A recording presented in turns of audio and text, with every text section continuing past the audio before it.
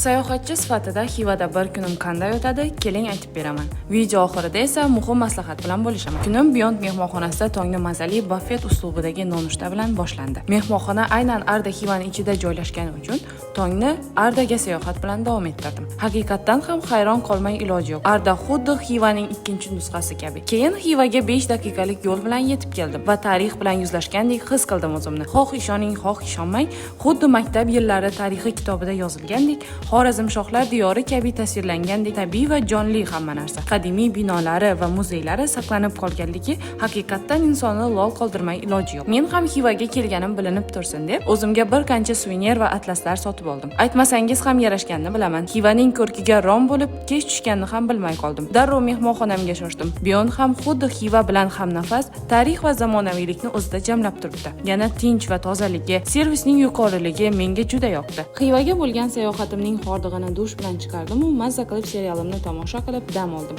Xivaga kelganda qilishingiz shart bo'lgan narsa bu to'g'ri mehmonxona tanlash va men esa Beyondni tanladim va afsuslanmadim.